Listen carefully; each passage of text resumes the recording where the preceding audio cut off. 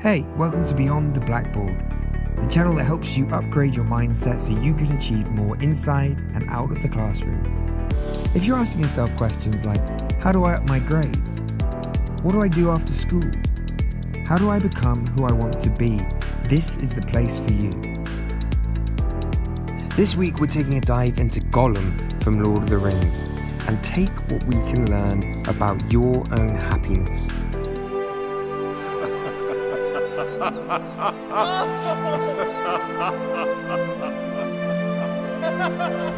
I know, it seems a little weird taking happiness advice from a film where pretty much everybody is unhappy all the time.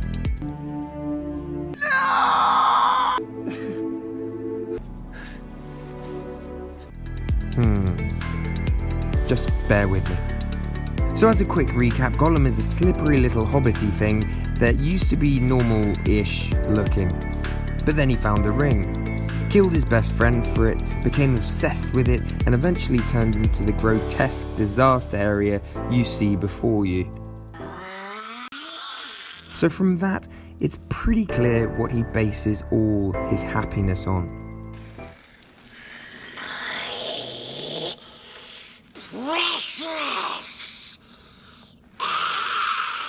The ring.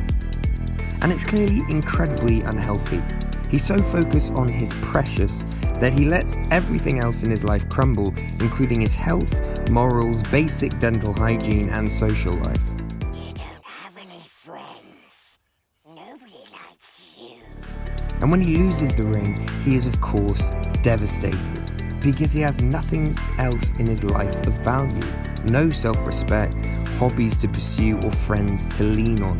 Nothing. Now what can we learn from Gollum here? Well, we live in an incredibly consumerist world. Hey fellas, look what I found in my pocket. Look, a year's salary right here. What I call them? Fun coupons. See that? A fun coupon. I'm on the sloop, John B. Grandfather and me. Where our brains are constantly being bombarded with adverts and pressure to buy things and more things and more things. Trainers, games, perfumes, phones, laptops, fast food, whatever it is, and all come with a subconscious promise that this will make you happy. But it's so important not to get too attached to these things. Why? Because the feeling of happiness you get from buying these things is short-lived. Ever bought a new pair of Nike trainers that you can't take off for a week because you love them so much? They make you feel great. But then after a while that feeling begins to fade and you kind of just start seeing them as another pair of shoes. Your short-lived high is over.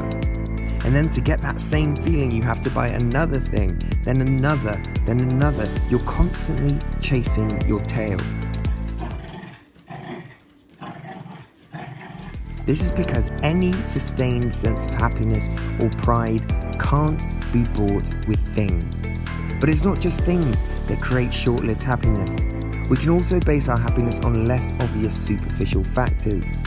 Things like caring too much about how popular we are, or having more money, or how many Instagram likes we have are also only going to produce short-term highs. Because at the end of the day, these external happiness factors are out of our control and heavily rely on other people or things. They kind of just come along, hit our surface happiness, then bounce off just as quickly. This has been called the hedonistic treadmill, because you're constantly stuck trying to get more of something.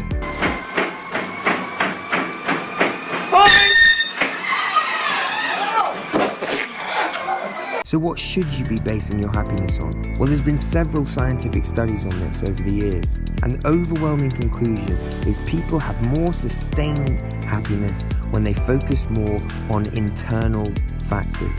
Things like having deep relationships with family, friends, or a girlfriend or boyfriend.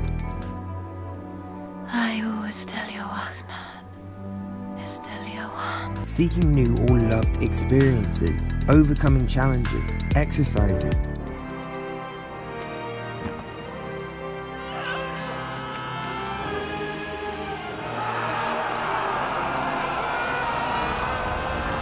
These push past our surface level happiness and get to our core where they stay for the long haul. So what can you do to try and focus less on external factors and more on internal ones? Step 1. Write a gratitude journal.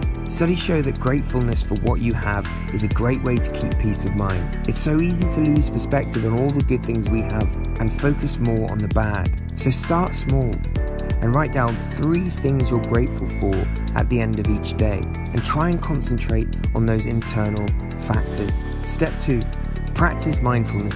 Mindfulness is a daily practice where you take note of small things you wouldn't usually notice, like nature, the taste of food, or even the rise and fall of your own breath. Whatever it is, you're rewiring your brain to appreciate the little things that make life great, and focusing less on negative thought patterns. There are loads of apps out there that can help you get started with this.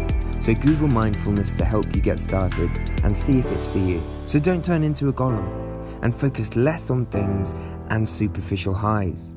Take time to reflect on all the things that make you really happy.